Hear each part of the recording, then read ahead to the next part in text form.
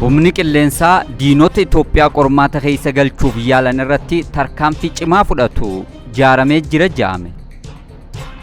Gaazatti sirni awwaalcha namoota 112 kanneen haleellaa Israa'eliin bakkatti ajjeefamanii taasifameeti jira. Qatar jaarsummaan Ameerikaa fi Iraan bu'aa gaarii argamsiisaa jiraachuu ibsiteeti jirti. Jalqaba irratti hordofaa turtan ijoo oduudhaati daawwattoota keenya miidiyaa keessa waliif TV irraa oduu sa'aatii kanaa kan isin himaa jiru an Uudii Muusaati kallattumaan gara bal'ina oduutti dabala.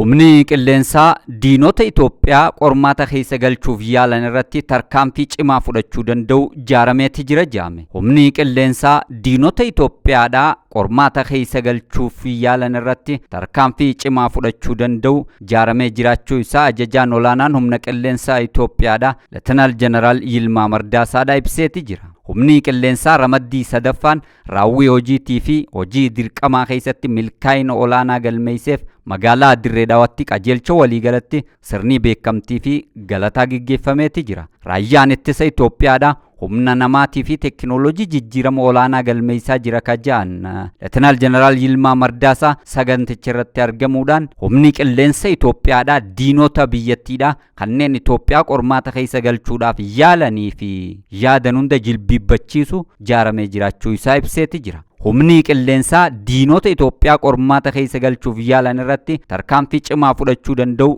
jaaramee jiraachuu ka ibse Leetinaal Jeneraal Yilmaa Mardaasaadha. Hoggantootaa fi miseensonni raayyaa ittisaa ramaddichaa dirqama isaanii ga'umsaan baachuu isaaniitiin boonuudhas dubbataniiti jiru. Yeroo ammaan tana adeemsii fi tarsiimoon waraanaa saffisaan jijjiiramaa waan jiruuf tilmaamuu fi dursanii hubachuun rakkisaa ta'aa jiraachuu kaasuudhaan naannoon Itoophiyaan keessatti argamtus ammoo yeroo hunda naannawa jijjiiramaa waan ta'eef maal akka ta'u dursanii tilmaamuun salphaa miti jaaniiti jiru. Humni qilleensa Itoophiyaadhaa ammoo adeemsa jijjiirama addunyaa saffisaan duratti deemaa jiru ilaalcha keessa galchuudhaan humna namaa teknooloojii fayyadamuu danda'u balaliistota teeknishaanotaa fi ogeeyyii bulchiinsaa horachaa jiraachuu fi teknooloojii loltummaa ammayyaa ammoo ifitti madaqsee jiraachuudhas ibseeti jira. Yeroo itti aanu dirqamoonni jajjaboon jiraachuu waan malaniif kallattii hundaan qophaa'ummaan jiraachuudhas Leetinaal Jeneraal Yilmaa Mardaasaadhaa ibsaniiti jiru.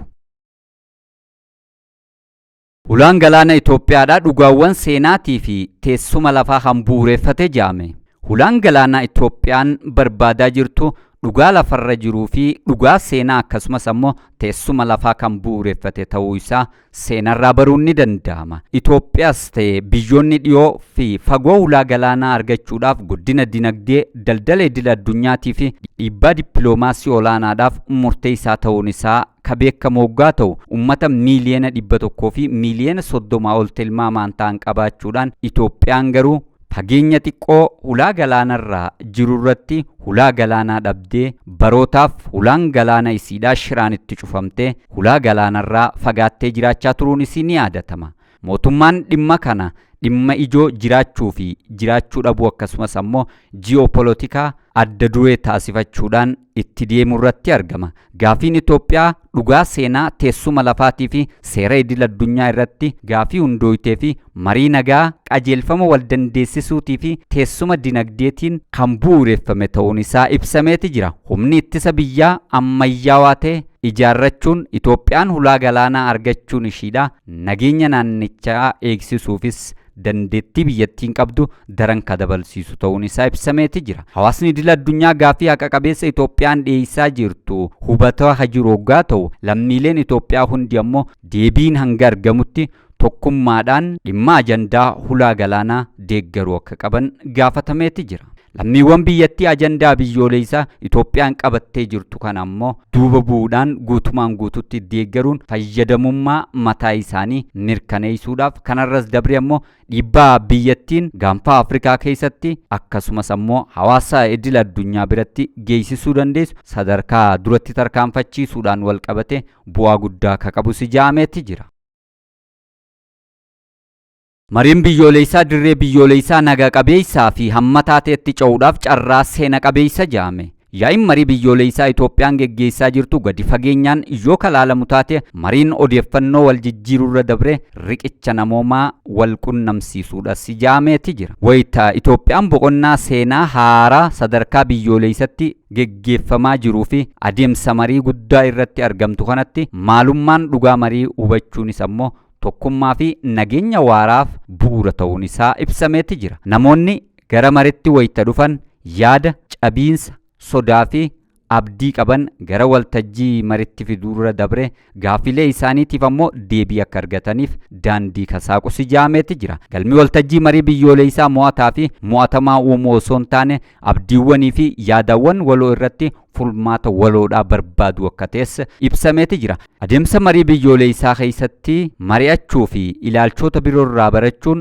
mallattoo dadhabinaa osoo hin taane mallattoo bilchinaatii fi ogummaa hoggaa ta'u, wayita Itoophiyaan marii biyyoolessaa geggeessaa jirtu kanatti ogummaan marii kanaa hojiirra oolchuudhaan wal dhageeffachuun iftoominaa fi amanamummaadhaan gara waliigaltee biyyoolessaatii fi nageenya waaratti ce'uudhaaf daandii eegalteeti jirti.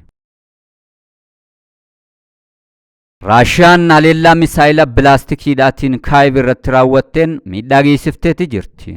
Raashiyaan haleellaa misaayiloota bilaastikiitii fi diroonii fayyadamuudhaan Yukureen magaalaa Kaayiv irratti raawwatteen namoota 14 ajjeesuudhaa fi 22 ammoo madoo taasisuu aangoonni biyyattii ibsaniiti jiru. Haleellaan kun haleellaa hamaa bara kana keessa Kaayiv keessatti lubbuu hedduu balleesse jaamuudhaanis ibsamee ka jiru hoggaa ta'u, haleellaa roobii halkan walakkaa raawwatame kana hogganaan waraanaa Kaayiv Timur Kaachenkoodha diinni irra deebiidhaan haleellaa hamaa kutaa bulchiinsa Kaayiv irratti raawwachaa jira jechuudhaan ibsaniiti jiru. Magaalaa Kaayiv fi qarqara isiidhaatitti akeekkachiifni haleellaawwan qilleensaa dambalii haleellaa misaayiloota sa'aatii tokkoof ture kan akeekkachiisaa ture hoggaa ta'u, haleellaan kun manneen jireenyaatii fi mankuusaa mancaasuu hogganaa waraana Kaayiv ibsaniiti jiru. Kaachenkoon bulchiinsa Boorispil keessatti namoonni 9, Buchaa keessatti ammoo namoonni 4, Faastiif keessatti ammoo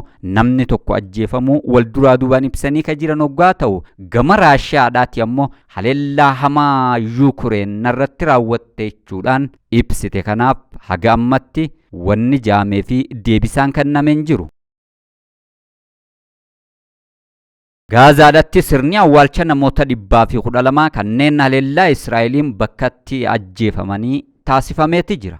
Gaazaa keessatti sirni awwaalcha namoota haleellaa Israa'eliin bakkatti ajjeefamanii raawwatee ka jiru yeroo ta'u, haleellaan hamaa jaame kun ammoo lammiiwwan maatii nama tokko ta'an lakkoofsaan kanneen 112 ta'an gamoo tokko keessatti bara 2023 haleellaa raawwateen ajjechaa uumame ta'uun ifoomeetti jira. Namoonni kunniin waggaa 2 dura bara 2023 haleellaa Israa'el gamoo mana jireenyaa irratti raawwattee turteen kan ajjeefaman hoggaa ta'u, sirni awwaalcha isaanii ammoo waggaa 2 booda har'a bakka takkatti iddoo namoonni baay'een argamanitti geggeeffameetti jira. Reeffi maatii fi firoottan walitti dhiyoodhaa barbaacha 7 godhameen dhiyeenya Jijjigaa gamoo baroota dura haleelamee jalaa baafamee ka ture hoggaa ta'u, reeffi namoota kanneenii magaalaa Gaazaa keessatti tarree galfamee alaabaan Filisxeem irratti uwwifamuudhaan sirni awwaalchaa kabajaadhaan bakka tokkotti taasifameefiiti jira. Sirni awwaalchaa kunis Gaazaa keessatti sirna awwaalcha guddaa namoota hedduun irratti argaman jaamuudhaan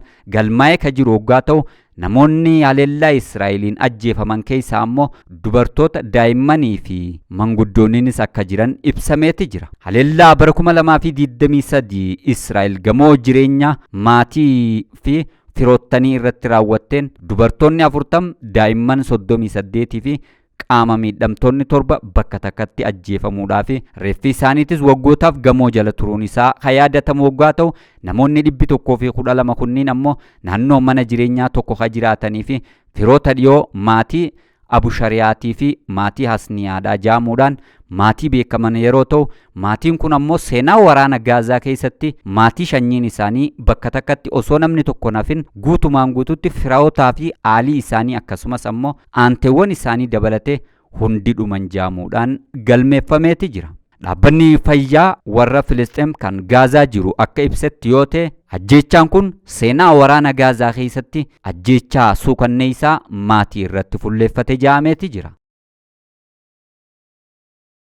Qaaxaar jaarsummaan Ameerikaa fi Iraan bu'aa gaarii argamsiisaa jiraachuu ibsiteetti jirti. Qaaxaar tattaaffii jaarsummaa Ameerikaa fi Iraan jidduutti waraanni akka dhaabbatuuf taasifamaa jiru bu'aa buusaa jiraachuu isiidhaa ibsiteetti jirti. Qaaxaar kana ibsuu booda ammoo gatiin boba'aa addunyaa saffisaan irratee jiru yeroo ta'u, Tiraamp wixata dabre Iraan waliin mariin eegalamuu ibsee turuun isaanii yaadatama. Iraan sanada bareedaa mallatteessuudhaaf carraan dhumaa isiin qabdu ammaan tana qofa jechuudhaan Iraan waliigaltee sanada wal hubannaadhaa marsaa lammaffaadhaaf isiif dhiyeeffamaa jiru akka mallatteessituuf Waashingtan Teheraan sodaachisaa jirtu hoggaa ta'u, aangoonni Iraan garuu Ameerikaa wajjin marii geggeessaa akka hin jirre yeroo sitti ibsanii turaniiti jiru. Iraan aangoota Ameerikaatii wajjin mariin hin geggeessaa jiru takkan qabullee jechaa turtullee garuu ammaan tana Qaaxaar biyyi Ameerikaa fi Iraan jidduutti jaarsummaa deemaa jirtu